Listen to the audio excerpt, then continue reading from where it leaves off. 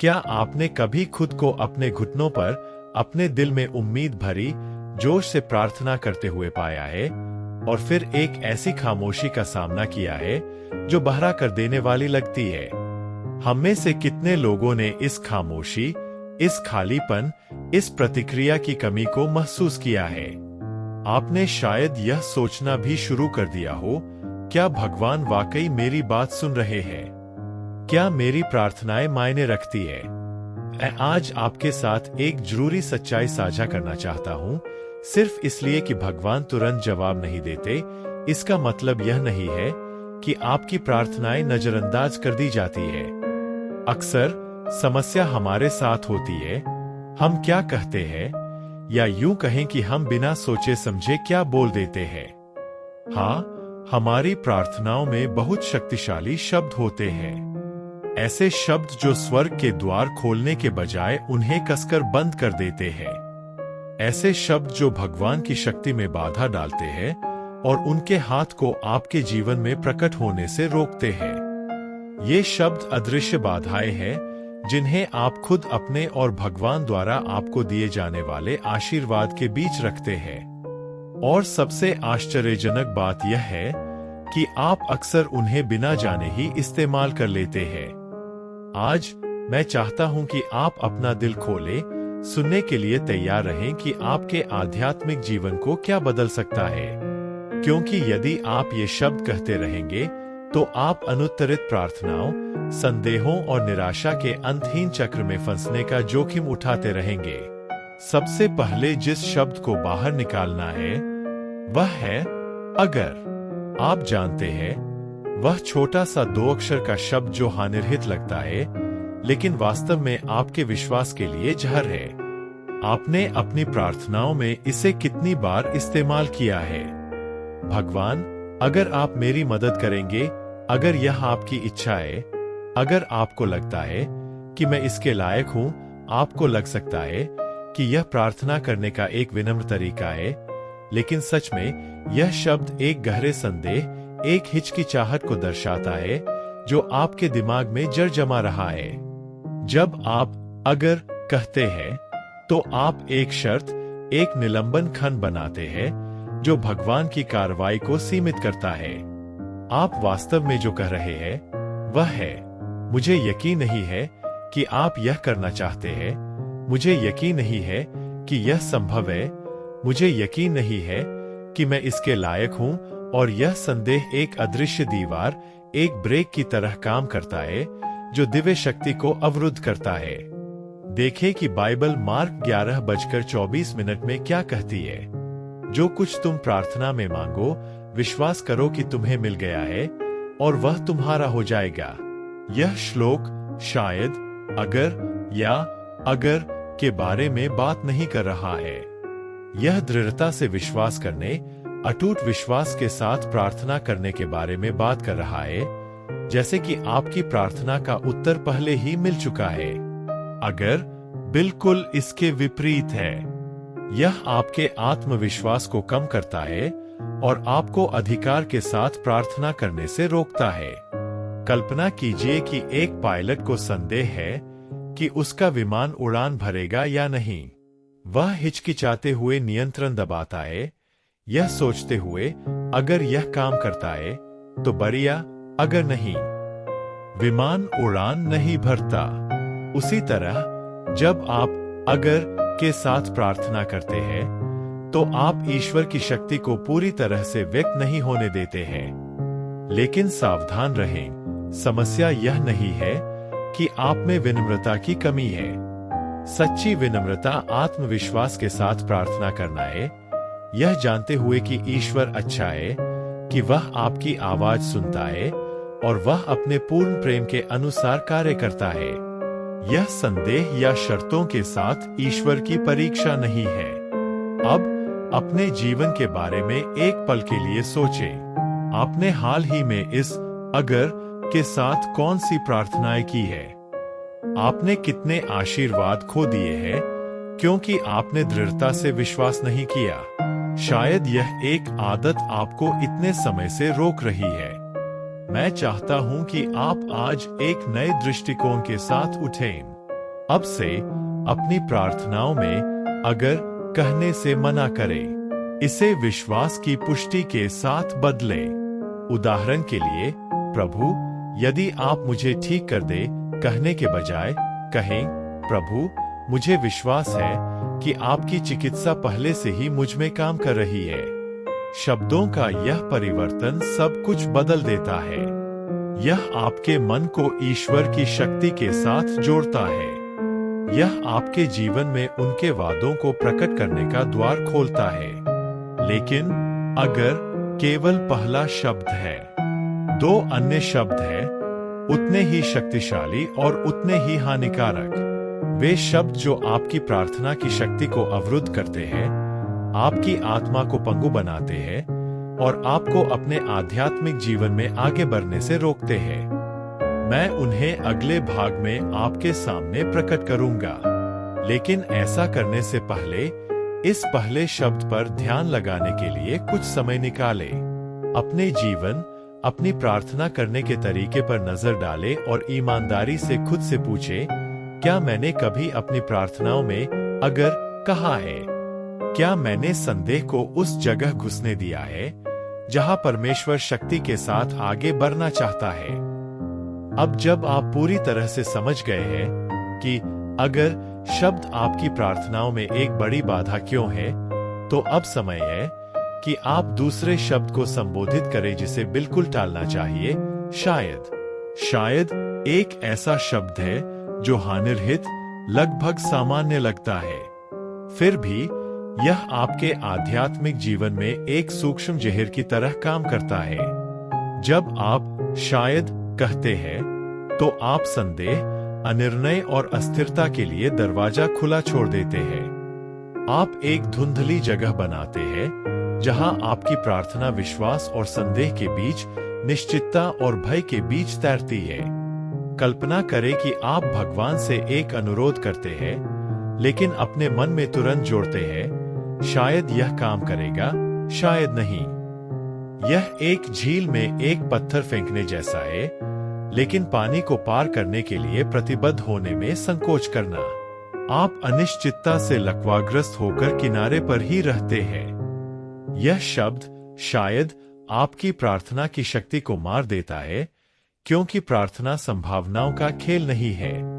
प्रार्थना विश्वास का एक कार्य है, एक घोषणा जो भगवान पर आपके भरोसे को प्रतिबद्ध करती है, उनके वादों में पूर्ण विश्वास का कार्य है। याकूब 1:6 में बाइबल हमें चेतावनी देती है, परंतु विश्वास से मांगना चाहिए और कुछ भी संदेह न करना चाहिए, क्योंकि जो संदेह करता है वह समुद्र की लहर के समान है जो हवा से उछलती और बहती है। जब आप शायद के साथ प्रार्थना करते हैं, तो आप उस बेचैन, अस्थिर लहर की तरह होते हैं जिसका कोई ठोस आधार नहीं होता। आपका मन ईश्वर पर स्थिर नहीं होता, बल्कि परिस्थितियों, विचारों और भय की हवाओं से उछलता रहता है, और यह अस्थिरता आशीर्वाद की अभिव्यक्ति को रोकती है। आइए एक ठोस उदाहरण लें। कल्पना करें कि आप किसी कठिन समय, बीमारी, अनिश्चित वित्तीय स्थिति या टूटे हुए रिश्ते से गुजर रहे हैं। आप प्रार्थना करते हैं, शायद आप मुझे ठीक कर देंगे, शायद मेरी वित्तीय स्थिति में सुधार होगा, शायद मेरे परिवार में सुलह हो जाएगी। आप इस शायद को जीवन रेखा के रूप में देखते हैं, अपनी आशाओं को कम रखने का एक तरीका ताकि निराश न हो। लेकिन वास्तव में यह शायद उपचार, बहाली और समृद्धि के द्वार बंद कर देता है। जब आप विश्वास को अभिव्यक्त होने देते हैं, तो आपकी प्रार्थना मौलिक रूप से बदल जाती है। मैं अपने शरीर में ईश्वर की चिकित्सा की घोषणा करता हूँ। मैं घोषणा करता हूँ कि मेरे वित्त को ईश्वरीय शक्ति द्वारा बहाल किया गया है। मैं अपने परिवार में शांति और मेल मिलाप की घोषणा करता हूँ। यह विश्वास जो संदेह नहीं करता, पहाड़ों को हिला देता है, आकाश को खोल देता है और अदृश्य शक्तियों को कांपने पर मजबूर कर देता है। यह एक ऐसा विश्वास है जो कार्य करता है, जो आगे बढ़ता है, जो सब कुछ विपरीत होने पर भी ईश्वर के वादे से चिपका रहता है। शायद एक ऐसा शब्द भी है जो भय, चिंता और निराशा का द्वार खोलता है। जब आपको नहीं पता कि ईश्वर कार्य करेगा या नहीं, तो आप जल्दी ही परित्यक्त, निराश महसूस कर सकते हैं और आप प्रार्थना करना भी छोड़ सकते हैं। आप सोचते हैं, जारी रखने का क्या मतलब है? शायद कुछ भी नहीं बदलेगा। लेकिन बाइबल आपको दृढ़ रहने, अथक प्रार्थना करने, प्रतीक्षा करते समय भी विश्वास बनाए रखने के लिए प्रोत्साहित करती है। लूका 18:1 हमें बताता है, उसने उन्हें यह दिखाने के लिए एक दृष्टांत सुनाया कि लोगों को हमेशा प्रार्थना करनी चाहिए और हिम्मत नहीं हारनी चाहिए। शायद के कारण प्रार्थना करना छोड़ देना जीत से पहले हार मान लेना है। यह ठीक उसी समय दरवाजा बंद करना है जब परमेश्वर कार्य करने वाला है। तो आप इस शायद पर कैसे विजय पा सकते हैं जो आपको बांधता है? आप दृढ़ विश्वास के साथ कैसे प्रार्थना करते हैं, इस आश्वासन के साथ कि आपकी प्रार्थना का उत्तर दिया जाएगा? कुंजी यह है कि आप अपनी स्थिति के बारे में परमेश्वर के वचन को बोलें। वचन जीवित है, शक्तिशाली है और यह आपके विश्वास को मजबूत करता है। उदाहरण के लिए, यह कहने के बजाय कि शायद परमेश्वर मेरी मदद करेगा, जोर देकर कहें, मैं दृष्टि से नहीं बल्कि विश्वास से चलता हूँ। 2 कुरिन्थियों 5:7। मैं जानता हूँ कि परमेश्वर अपने धन के अनुसार मेरी सभी जरूरतों को पूरा करता है। फिलिप्पियों 4:19। मैं मसीह में विजेता से भी बढ़कर हूँ। रोमियो 8:37। अपनी प्रार्थना में इन शब्दों को दोहराए, उन्हें अपने दिल में पुष्ट करें और अपने मन में शायद को जड़ जमाने से मना करें। इस निश्चय के साथ प्रार्थना करें कि परमेश्वर काम कर रहा है, भले ही आपको अभी तक परिणाम न दिख रहा हो। प्रार्थना ऐसे करें जैसे कि आपकी प्रार्थना पहले ही सुन ली गई हो, क्योंकि परमेश्वर विश्वासयोग्य है और उसका वचन कभी भी व्यर्थ नहीं जाता। अब अपने आप से यह प्रश्न पूछने के लिए एक क्षण लें। आप जिस तरह से प्रार्थना करते हैं, उसमें आपने कितनी बार शायद को अपने मन पर हावी होने दिया है? कितनी बार आपने पूरी तरह से विश्वास करने में हिचकिचाहट करके परमेश्वर को सीमित किया है? इस साधारण शब्द ने शायद उस शक्ति को रोक दिया है जो आपके जीवन में प्रकट होनी चाहिए थी। आज ही जागे, अपनी प्रार्थना करने का तरीका बदले। शायद को एक मजबूत, अटूट विश्वास से बदले जो कभी पीछे नहीं हटता। और बहुत जल्द मैं आपको तीसरा शब्द बताऊंगा, एक और भी अधिक सूक्ष्म, फिर भी बहुत खतरनाक शब्द जो आपकी प्रार्थनाओं को रोक रहा है। अब आपको 2 शक्तिशाली शब्द मिल गए हैं जो आपकी प्रार्थनाओं को रोकते हैं, अगर और शायद। लेकिन एक आखिरी शब्द है जो और भी अधिक सूक्ष्म, अधिक कपटी शब्द है जो आपकी प्रार्थनाओं में घुस जाता है और आपको इसका एहसास भी नहीं होता, और जो ईश्वर के साथ आपके संबंध को नष्ट कर सकता है। वह शब्द है अयोग्य। अयोग्य, यह शब्द आपके दिल पर भारी पड़ता है, आपको अपराध बोध और हीनता की भावनाओं में फंसा देता है।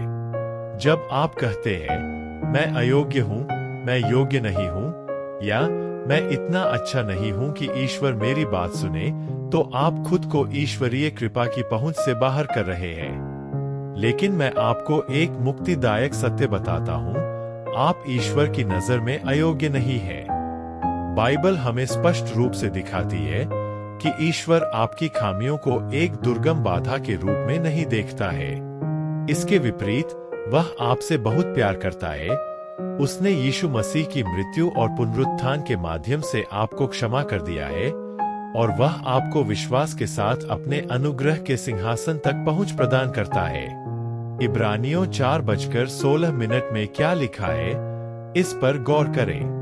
इसलिए हम अनुग्रह के सिंहासन के निकट निडर होकर चले कि हम पर दया हो और आवश्यकता के समय सहायता के लिए अनुग्रह पाएं। जब आप खुद को अयोग्य कहते हैं, तो आप इस विशेषाधिकार को अस्वीकार करते हैं, आप इस दिव्य अंतरंगता में प्रवेश करने से इनकार करते हैं, आप प्रार्थना की शक्ति के द्वार को बंद कर देते हैं। यह शब्द अयोग्य आपके और परमेश्वर के बीच एक अदृश्य लेकिन ठोस अवरोध पैदा करता है। यह आपको विश्वास के साथ परमेश्वर के पास जाने, अपने आध्यात्मिक अधिकारों का दावा करने और उन आशीषों को प्राप्त करने से रोकता है जो उसने आपके लिए पहले से ही तैयार किए हैं। फिर भी परमेश्वर ने मसीह में एक सिद्ध कार्य किया है। उसने आपको धर्मी, पवित्र, स्वीकार्य बनाया है, आपकी योग्यता के कारण नहीं, बल्कि उसकी असीम कृपा से। आपका मूल्य इस बात पर निर्भर नहीं करता कि आप क्या करते हैं, बल्कि इस बात पर निर्भर करता है कि उसने आपके लिए क्या किया है। तो आप अपराध बोध और अयोग्यता की इस जंजीर को कैसे तोड़ते हैं? जब यह भावना आपको कुचलना चाहती है, तो आप विश्वास के साथ प्रार्थना कैसे करते हैं? उत्तर सरल लेकिन शक्तिशाली है। ईश्वर की कृपा को अपनाएं, मसीह में अपनी पहचान को स्वीकार करें और अपनी प्रार्थनाओं में इसे जोर से और स्पष्ट रूप से बोलें। घोषणा करें कि आप ईश्वर की संतान हैं, कि आप मसीह की धार्मिकता में सजे हुए हैं, कि आप प्रेम किए गए हैं, क्षमा किए गए हैं और प्राप्त करने के योग्य हैं। उदाहरण के लिए, मैं ईश्वर की सुनवाई के योग्य नहीं हूँ प्रार्थना करने के बजाय कहें, मैं ईश्वर के सामने आत्मविश्वास के साथ आता हूँ, क्योंकि मैं उनका प्रिय बच्चा हूँ, क्षमा किया गया हूँ और उनकी कृपा से स्वीकार किया गया हूँ। इसे बार बार दोहराएं। इस सत्य को अपने हृदय में स्थिर करें। इसे भय, अपराध बोध और निराशा को दूर भगाने दें। अब आप देख सकते हैं कि ये तीन शब्द यदि, शायद और अयोग्य आपके प्रार्थना जीवन में शक्तिशाली बाधाएं हैं, लेकिन आपके पास उन्हें दूर करने की कुंजी भी है। दृढ़ विश्वास, ईश्वर पर पूर्ण भरोसा और अपने आध्यात्मिक मूल्य को स्वीकार करना।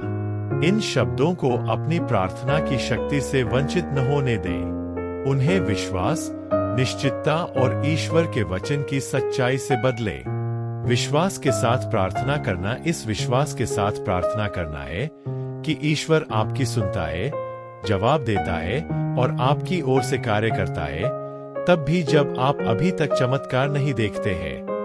तो आज एक प्रतिबद्धता करें। आज से मेरी प्रार्थनाएं विश्वास और भरोसे से भरी होंगी। मैं संदेह, अपराध बोध और अनिश्चितता को अस्वीकार करता हूँ। इसे टिप्पणियों में लिखें। विश्वास की इस घोषणा को अपने प्रियजनों के साथ साझा करें और सबसे बढ़कर इसे अपने जीवन में लागू करें। आपकी प्रार्थना में अविश्वसनीय शक्ति है। ईश्वर आपकी बात सुनता है, वह आपसे प्यार करता है और वह आपके विश्वास के अनुसार कार्य करता है। अधिकार, आश्वासन और भरोसेमंद दिल के साथ प्रार्थना करना कभी बंद न करें। स्वर्ग आपके सामने खुल रहा है। इस वीडियो को अंत तक देखने के लिए धन्यवाद। अधिक शक्तिशाली संदेश प्राप्त करने के लिए सदस्यता लेना न भूलें, जो आपके आध्यात्मिक जीवन को बदल देंगे। और इस संदेश को किसी ऐसे व्यक्ति के साथ साझा करें जिसे अपनी प्रार्थना में विश्वास और शक्ति हासिल करने की आवश्यकता है। ईश्वर आपको भरपूर आशीर्वाद दे। आपने अभी अभी उन तीन शब्दों को खोजा है जो आपकी प्रार्थनाओं को रोकते हैं। अगर, शायद और अयोग्य ये शब्द आपके विश्वास को सीमित करते हैं, ईश्वर के साथ आपके संबंध को कमजोर करते हैं और आपके जीवन में चमत्कारों को प्रकट होने से रोकते हैं, लेकिन अब आप जानते हैं कि उन्हें दृढ़ विश्वास, निश्चितता और ईश्वर की कृपा पर भरोसा से कैसे बदला जाए। इस तरह से प्रार्थना करके आप स्वर्ग के द्वार खोलते हैं और ईश्वर की शक्ति को आपके लिए शक्तिशाली रूप से काम करने देते हैं। अब कार्रवाई करने की आपकी बारी है। टिप्पणियों में लिखें, आज से मेरी प्रार्थनाएं विश्वास और भरोसे से भरी होंगी। मैं संदेह, अपराध बोध और अनिश्चितता को अस्वीकार करता हूँ।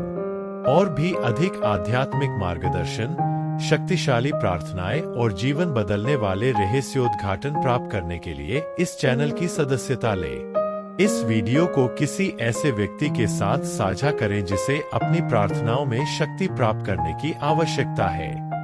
याद रखें, आपका स्वर्गीय पिता आपकी सुनता है, आपसे प्यार करता है और जब आप विश्वास करते हैं तो कार्य करता है। आपकी वफादारी के लिए धन्यवाद। ईश्वर आपको भरपूर आशीर्वाद दे।